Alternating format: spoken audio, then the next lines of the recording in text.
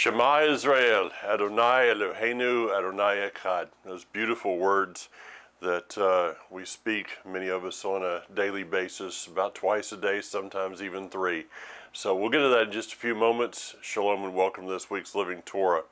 Got a reminder last night that there's still much going on in the world.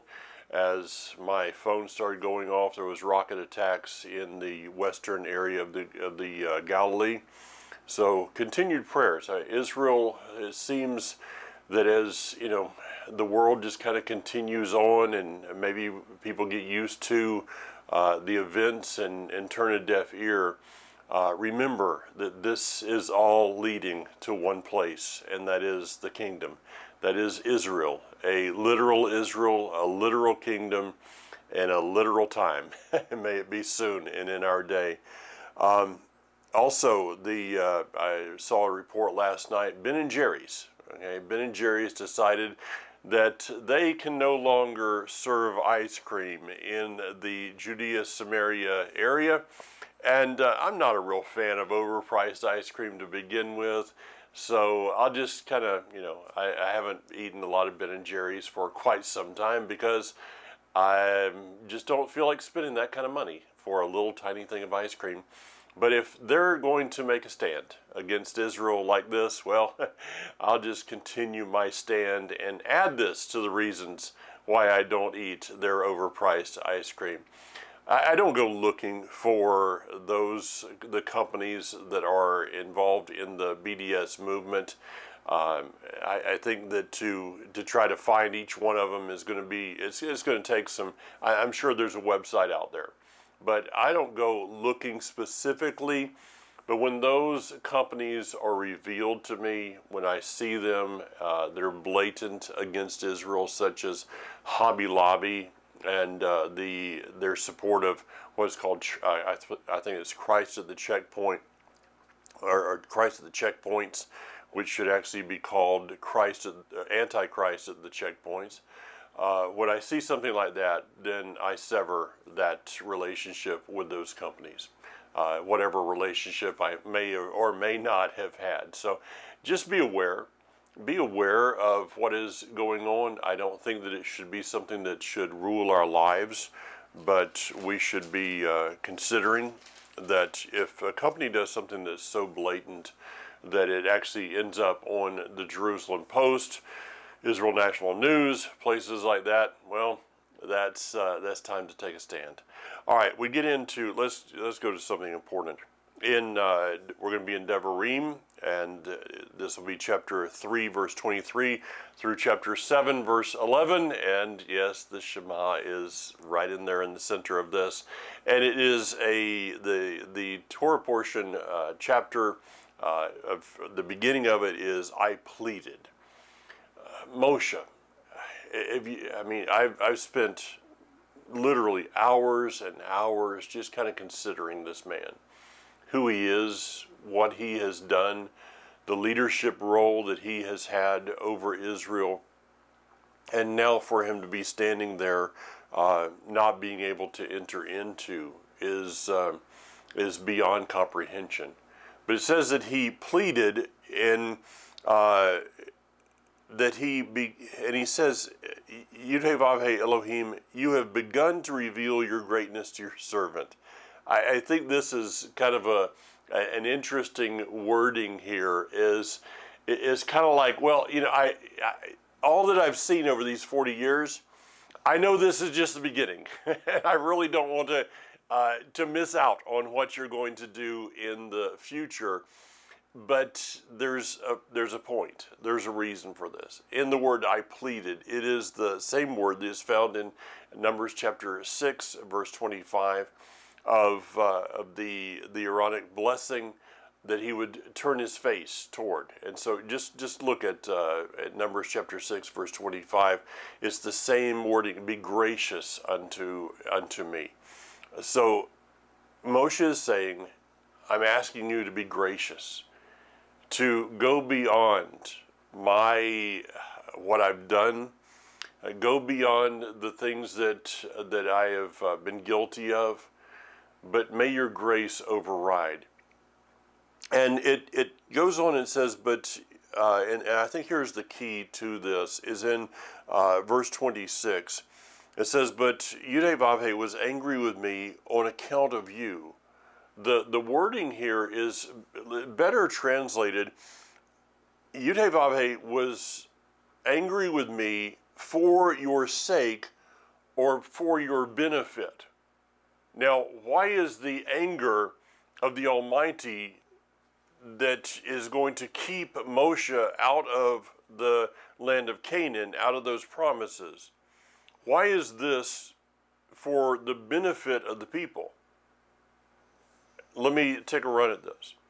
That if Moshe had entered in, it would have laid out a groundwork, a foundation for this legacy, for everything to be about Moshe.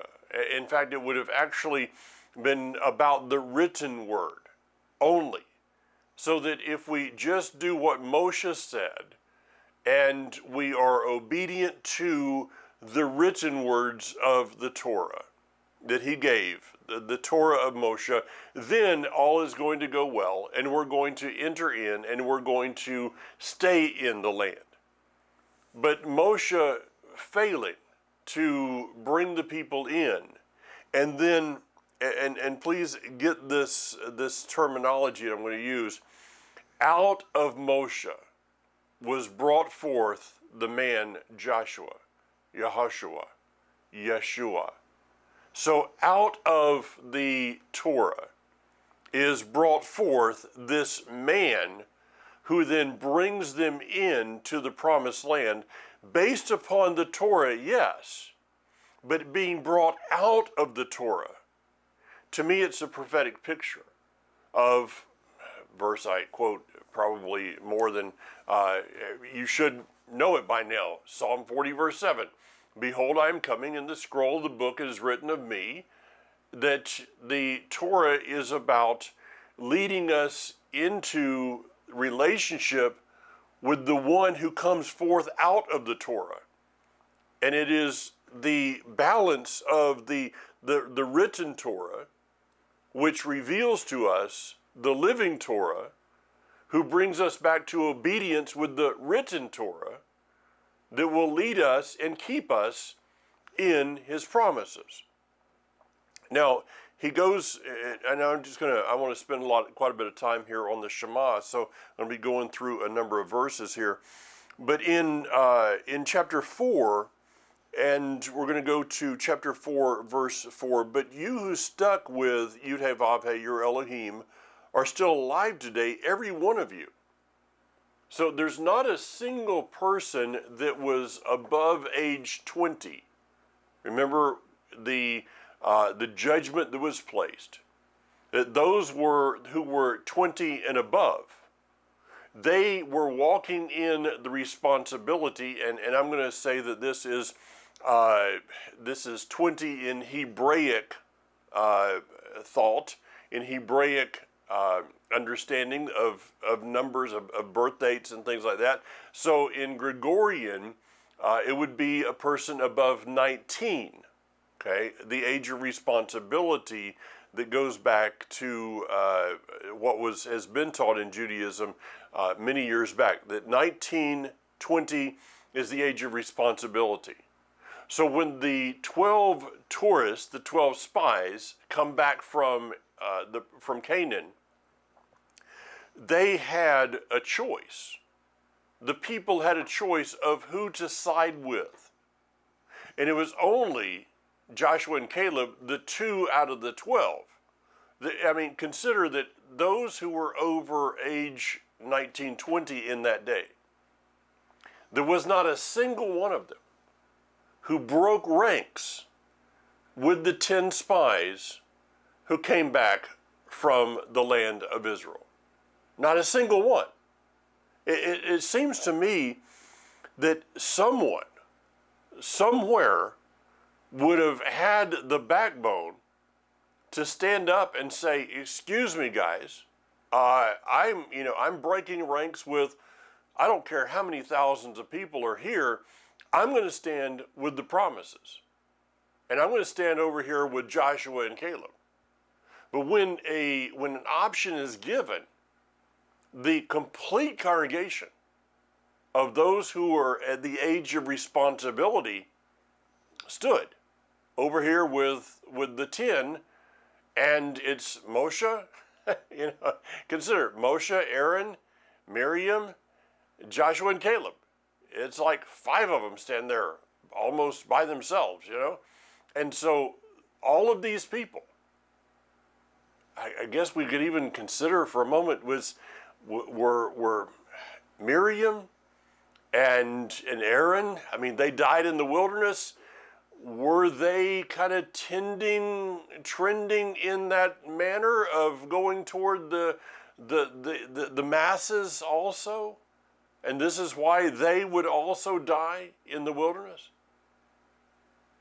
It leads us to a place of understanding that when you and I, when we speak to people, even those that are supposedly following the Torah, and we talk about the kingdom, and we talk about Israel, and we talk about supporting Israel, and standing with Israel as Israel is today, how many people?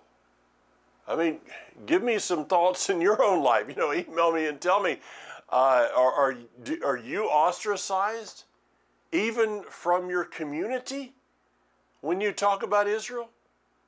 Are you ostracized even from people that are following, are keeping Shabbat and eating kosher? Are you still ostracized from people because you have a focus of Israel? I am. Because the masses, this is not a judgment statement, this is just a statement of truth. The masses are not going to get it.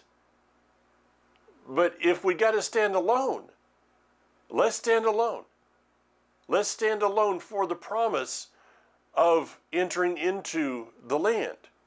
It says those who stuck with Yud-Heh-Vav-Heh, your Elohim, are still alive today. The word here is not the same word. I looked at this. It's not the same word as used in Isaiah 56:6 of joined, though it does mean joined. It means to stick, literally. David Stern got it very right here. It's the idea of you remain glued, okay? You got glued to him. Now, if you've ever glued something together, there is you can go out to your favorite box store and you can buy different kinds of glue. Okay, you can buy the cheap stuff. You can buy the Elmer's or the Walmart knockoff of Elmer's. You glue 2 things together and it may stick for a little while. But if the elements, you leave something, a couple of boards or something out in the water, in the weather, and you're going to come back and that glue has failed, okay?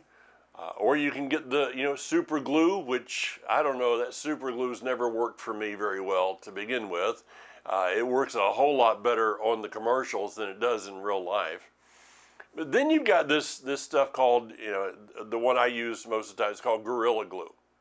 Now, you take Gorilla Glue, and it's the same as Gorilla duct tape, okay? It's like sticky stuff. You take Gorilla Glue and you put 2 things together, it's stuck. So when we stick to him, okay, when we decide that we're going to stick to, join ourselves to Yud-Heh-Vav-Heh, to his promises, to his covenant, are you stuck kind of like with Elmer's? Are you trusting the Walmart wannabe Elmer's? Are you going for the cheap stuff to save a buck or 2? Or are you stuck to him like Gorilla Glue? I think that the weather of the days that we are walking through, and probably greater days ahead of us. I was just reading a testimony as someone posted yesterday of Corey ten Boom and the amazing story. Corey's story today still it intrigues me. How she was able to walk through that. And you know why? She was using Gorilla Glue, okay? She was stuck to him. When they were put into a room that would hold, maybe 70 people at the max, and there was 200 there. When she saw all the things that her and Betsy and her family would go through, but yet there was, at least in the writings, I mean, did she have those days of doubt? I think that Corrie was still human. She does not have, she was, no matter what she went through, she was still a human being going through those things. But at the same time, she had a stick-to-itness with the Almighty that kept her through that no matter what. So let's go back and consider this. That the days that we are walking through, which I personally don't believe are anything, it's not a doomsday scenario, okay, because I don't believe the end is coming. I believe the beginning is coming. I'm not looking toward the tribulation. I'm looking toward the kingdom. I consider that we're probably gonna have to walk through some of the tribulation to get to the kingdom. But if our eyes are on the tribulation, we will be filled with fear, anxiety, dread, and death. If our eyes are on the kingdom, the life, the abundance, all of that is in the kingdom is going to make us rise above the fear of what is happening. What will make the difference is that we will, if we are stuck to him, stuck with a glue that can withstand the weather, we're going to come out on the other end still stuck. Yeah, the tribulation is going to reveal the glue that you used to stick to him. We're going to find, as I think we probably are already, there's a lot of people that didn't even go to Walmart to get their Walmart wannabe. The word here, by the way, the word stuck, is the same word that is used in Proverbs chapter 18, verse 24. It's about there's a friend that sticks closer than a brother.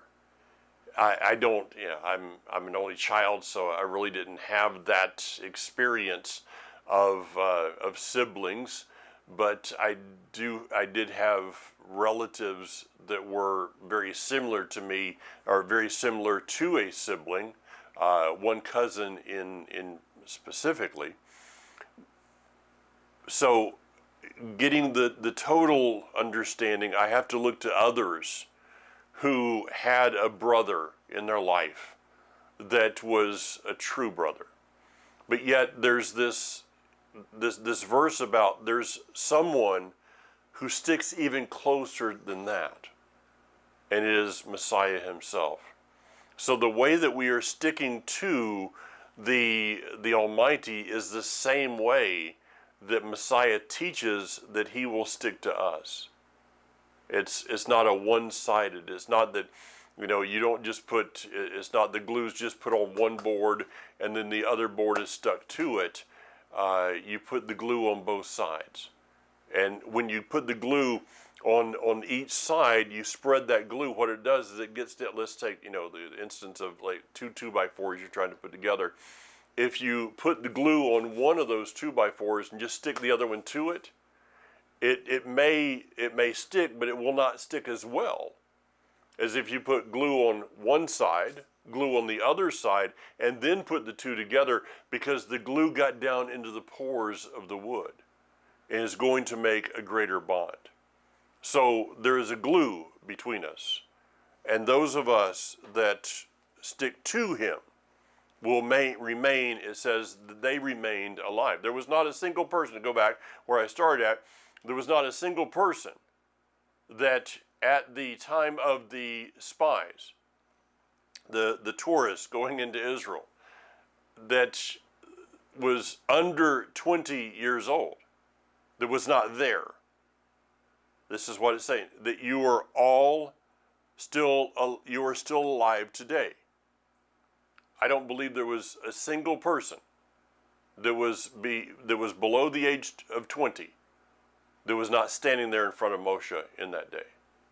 All right, let's move on.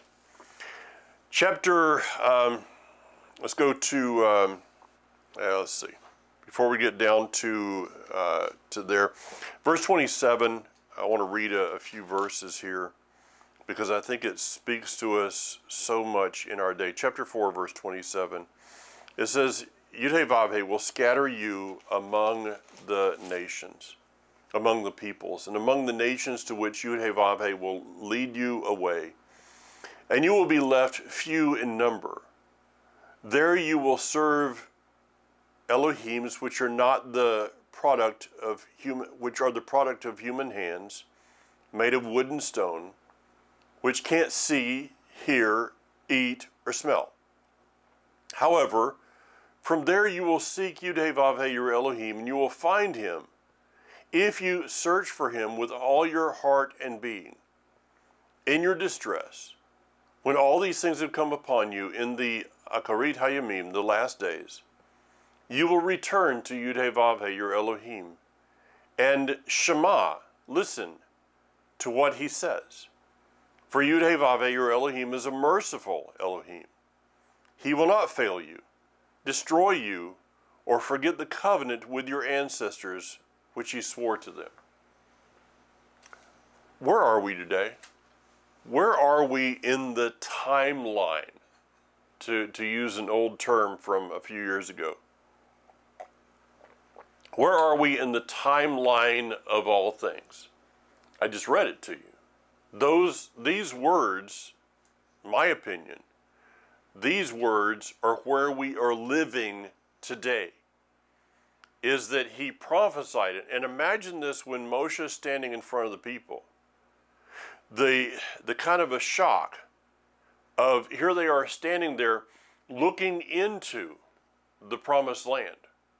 And Moshe tells them, I mean, he's like in the 4th chapter of this thing. We got a lot of chapters to go.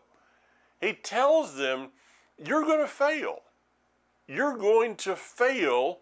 You're going to be driven from this land. You're going to be driven into the nations, and there you will serve other Els, other gods with a small g, who, can't see, can't hear. You're going to be serving something that's not real. You're going to be serving idols, falsehoods. But in that day, you're going to be brought back. This is where we are today. Let's go over to Deuteronomy chapter 30. And it's the same basic message, but I want to go over, because there's a couple of words here that I want to bring out once again. In chapter 30 of Devarim, starting verse 1, when the time arrives that all these things have come upon you, both the blessing and the curse, which I have presented to you, and you are there among the nations in which Yudhe-Vavhe your Elohim has driven you, then at last you will start thinking about what has happened to you. That was that day that you were sitting, on a church pew maybe, doodling, and you started reading something, and it's like, who changed Shabbat? Where is that verse? And what do? You started thinking. And it goes on and says this, you will start thinking about what has happened to you, and you will literally aliyah. You'll return up to Yudhe-Vavhe your Elohim. Pay attention to what he has said, which will be exactly what I'm ordering you to do today, you and your children, with all your heart and with all your being. Hey, you notice there's a couple words here that are brought forth in both of these verses of, you will do this with all your heart and with all your being, which, again, to repeat myself numerous times, but I think there's some things in Scripture that if I repeated it every single week, it would be profitable for all of us. This is one of those. In Jeremiah 32, he says he will bring us back into the land with all his heart and being. The two are tied together. That we are to seek his covenant with all our heart and being, as he has sought to bring us into his covenant with his whole heart and being. I hear people say, I'm longing for the kingdom. We could put our collective longing in a barrel. Okay, if somehow we could, those of us that are, let's face it, as the scripture says, few in number. Okay, we're still few in number. The few in number, the scripture says, is going to be turned into a great remnant. But the great remnant will come out of a few in number. So don't expect there to be the majority right now when you're standing over there with Joshua and Caleb. If you're feeling a little alone and standing next to Joshua and Caleb, it's okay. It's good company. But out of this remnant will come a multitude.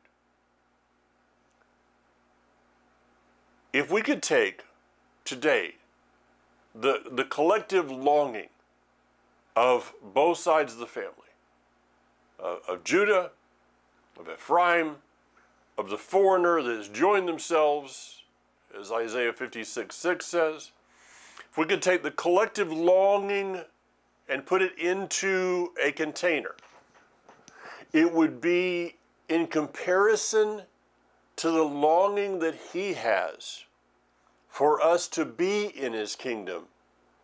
I think it would be probably the best way for me to describe it would be our longing would fill a thimble and his would fill an ocean. Maybe all the oceans combined. That's the longing that he has for us to be in his kingdom. I know I'm speaking for him, but I kind of have a feeling that I'm on the right track there. What do you think?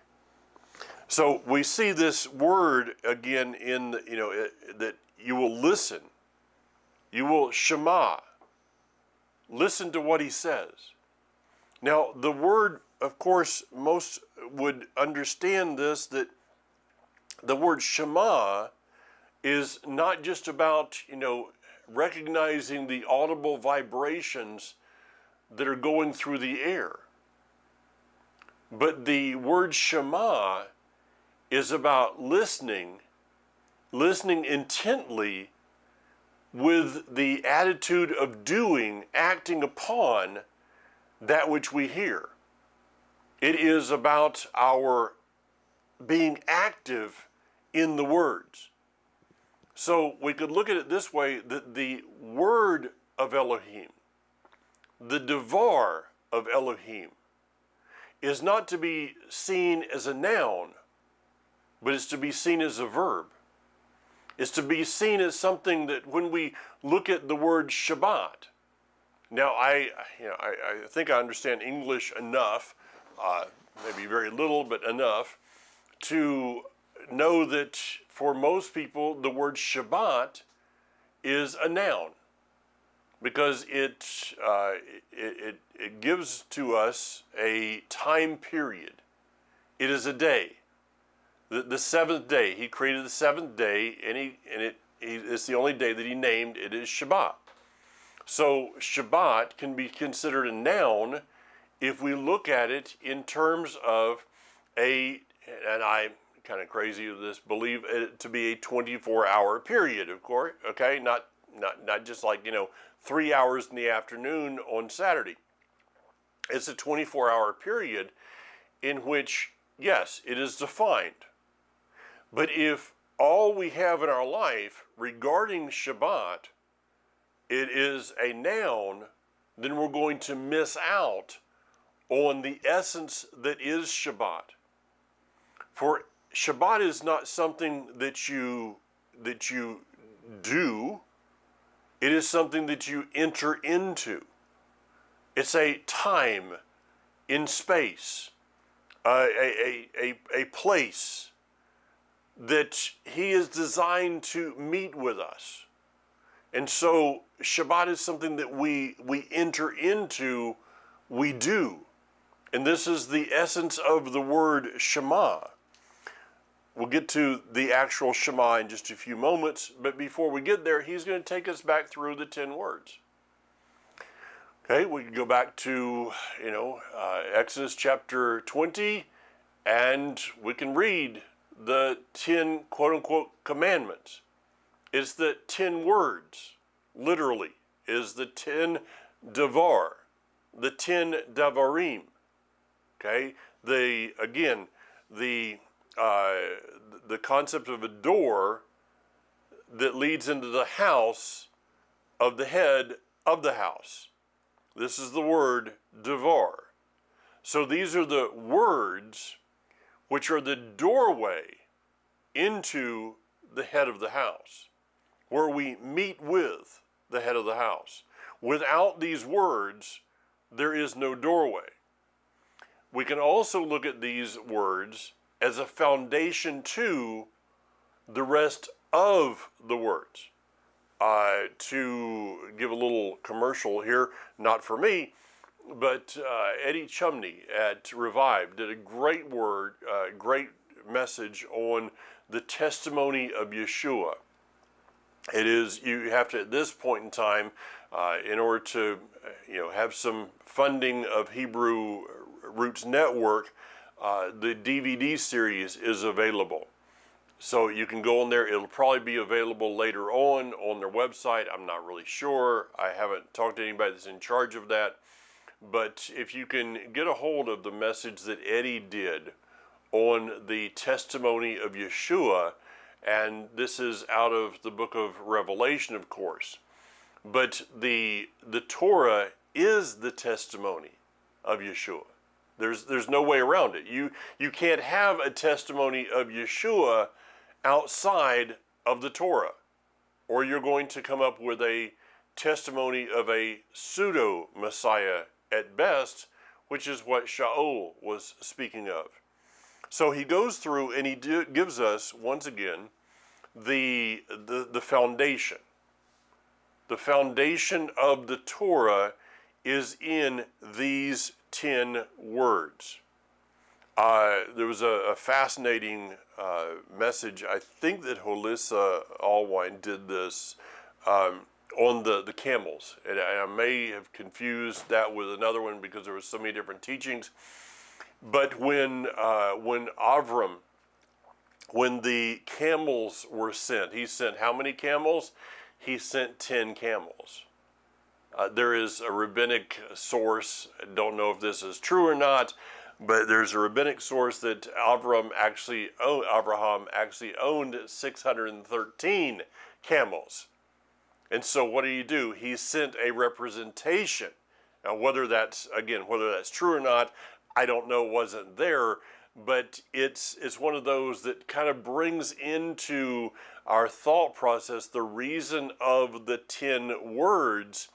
It is to be a representation, a foundation that brings us to the balance of the 603 commandments, the instructions in the Torah.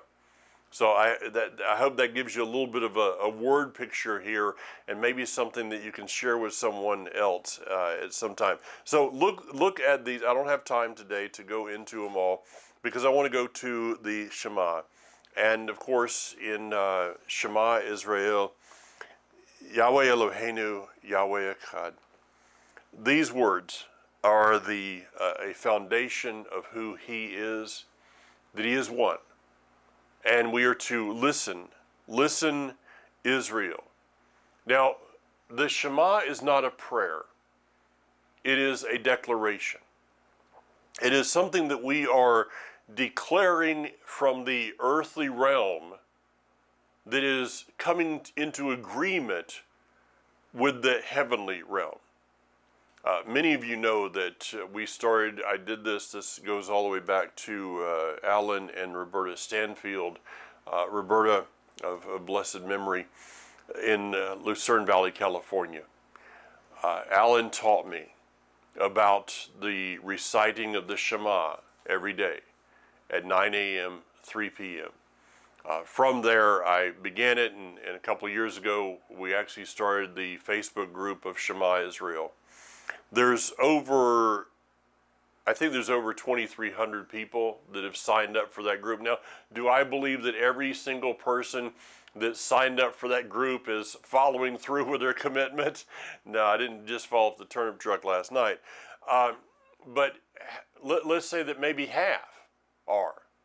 Let's say that maybe 1,000 of them are. There's countries that have people in countries that have asked to join this group, and I have to tell you, I guard this group. I have another person that helps with this, but I guard this group. We have people all the time that are trying to, they're trying to join this group, and I go in for every request that I have. They have to be approved by me or our moderators. And so each person, I go in and look at their Facebook account. I go in and see, are they just signing up for different groups, or, who are their friends? What are their posts? And I probably delete in this day as many as I approve. The other thing is that there is a rule on this group: no teachings, no doctrine, no theology, none of that stuff. And that includes me. My own teachings I don't put on this Facebook site. This Facebook site group is about one thing and one thing only. And that is a people that will stop in their time zone and recite the Shema at 9 o'clock in the morning and 3 o'clock in the afternoon. And to the best of my ability to figure it out, from the countries that sometimes I have no clue where the country even is, I've never heard of the country, it is probable that we have in every single time zone a person or people who are stopping twice a day to recite the Shema. Now, I know that, for my Jewish brothers and sisters, this is not a big deal. They've been doing it for like a lot of years. But this is our side of the family that's coming into agreement with the family regarding these wonderful words, the declaration of who Yud-Heh-Vav-Heh is. So, I'm walking around in Lowe's, or I'm driving down the road by myself in the car, in my truck. I may be, wherever I am. It doesn't really matter. There's time my phone goes off. It's 9 a.m. It's 3 p.m. There's nobody around. Why should I do this? Why should I recite these words? I'm standing, on a golf course somewhere. All right, nobody around. But it's not a matter of somebody being around. It's a matter of the realms. I'm not so much, though it is a declaration, I'm not declaring the Shema, Hear, O Israel, Adonai Elohim, Adonai is one. I'm not declaring these words into that realm.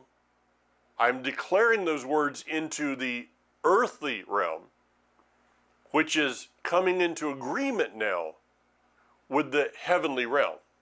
See, the heavenly realm does not need truth declared to it. Okay, grab hold of this one. The heavenly realm does not need truth declared into it. It already has truth. Truth is established. In the heavenly realm, truth is not questioned. There is not an angelic or demonic principality that is in disagreement with these words. The The disagreement may be of who is in authority. Okay, that's another subject, as Hasatan said, I will be like him. But in the heavenly realm, Hasatan stating something like that is a lie. It is known to be a lie, no matter whether it's in an angelic or demonic audience. It's known to be a lie. So the Shema, when I declare the Shema in this earthly realm, what am I doing? I'm coming into agreement with that which is already truth in the heavenly realm.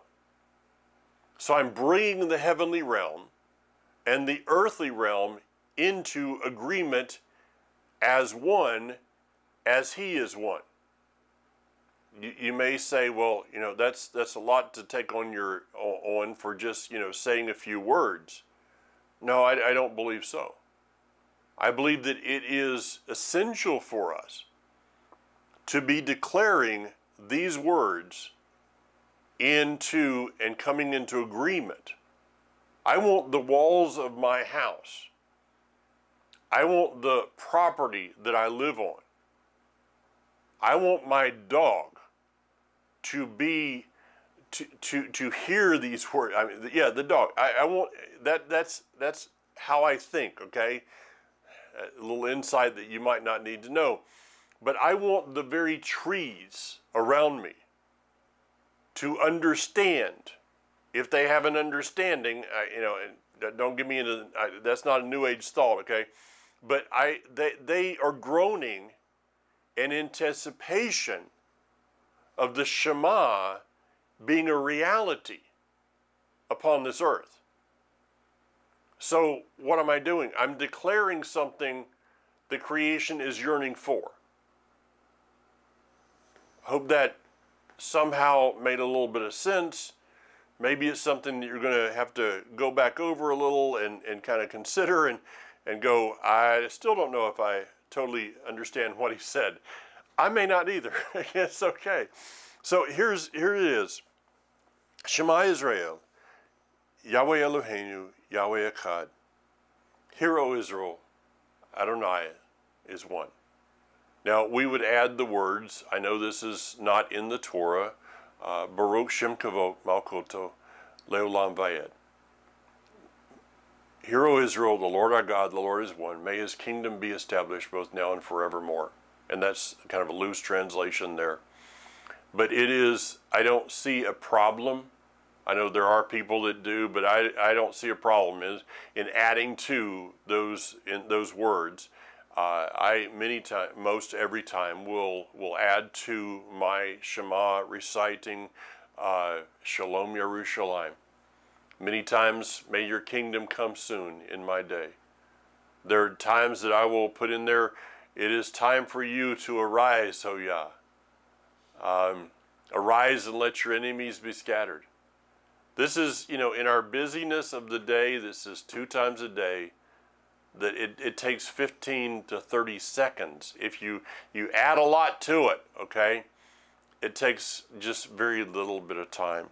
Now, the rest of the rest of these verses are just expound upon what is in the reciting of the Shema and how we should be actively involved in the Shema being brought into our realm. And we do that by this. And you are to love Yud-Heh-Vav-Heh your Elohim with all your heart, with all your being, and with all your resources.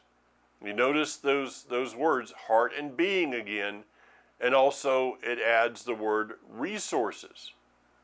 I don't have to, I probably don't have to go there with most of the people listening, but if you're not involved, if your resources, and this is your income, if your resources are not involved in the building of the kingdom, don't tell me you're involved in the building of the kingdom.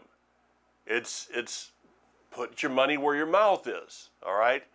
I'm not gonna go into that in depth. I am just going to kind of touch on it there. That there is There's a place, our resources, the establishment of his kingdom today. What part of this we are playing today in longing for the kingdom, the fullness, the full manifestation of the kingdom to come, there's a place of us, it's our involvement, okay? I'll get off of that. These words which I am ordering you today are to be in your, and the word heart there should be your inner man. Your inner man. Not the thumping thing in your chest. Now remember, David would say, your word have I hid in my heart, in my inner man. He did not hide the word in his brain, because the brain and the inner man, there's, I don't have time to go into the differences here, but I think you know the difference. Something is inside of you. It's a part of you. So his word is to be a part of us, and you are to teach them. The word here is sharpen. Sharpen the word to your children. The word should be sharp, dividing to the bone and marrow. So if we go to our children with a compromised word, that compromised word, and it is, I mean, the word is sharp, but we have the ability to put forth a dull testimony of the sharp word. It's as if a knife. Okay, you take a knife, not a pocket knife, but a knife that's in a sheath. That knife can be razor sharp to where it can cut through pretty much anything. It's tempered, the steel is tempered, it's sharp. But if you put that knife in a sheath, then it's not able to do what the knife is designed to do.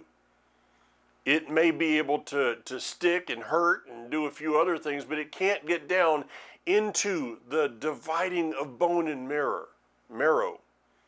If we bring a compromised word to our children, it is as if we are putting his word into a sheath, which is not going to be able to do the work that it was intended to do. You're to talk about them when you sit at home, when you're traveling on the road, when you lie down, when you get up. His word is to be something that is not peculiar for us to speak about, but it's just something that flows from our very nature. Tie them as a hand, on your hand as a sign. Put them at the front, the headband around your forehead. That's the tefillin of today. I'm not going to go into that. I don't really have time to. Write them on the door frames of your house and on your gates. That's the mezuzah. Again, I don't have time to go into tefillin. I've never done a lot of teaching on it. I know people that use the tefillin. I know people that don't. But the mezuzah, I mean, how easy is that to write his word upon the doorposts and upon our gates? It is, in essence, it is about a spiritual security system for our home, our property, for our very being. You can go to our website, jointohashem.org. There's a message on the mezuzah if you'd like some more information. All right, Shavua Tov, Shabbat Shalom, Shavua Tov. Have a blessed, prosperous week. Bezrat Hashem, God willing. See you again next week. And until then, be strong. Yivarechecha Adonai v'yishmarecha.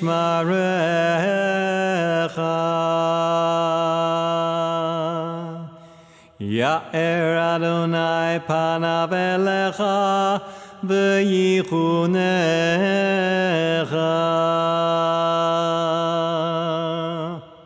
Yisa Adonai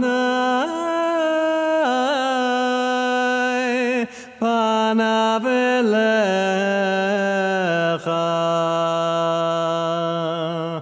v'yasem lecha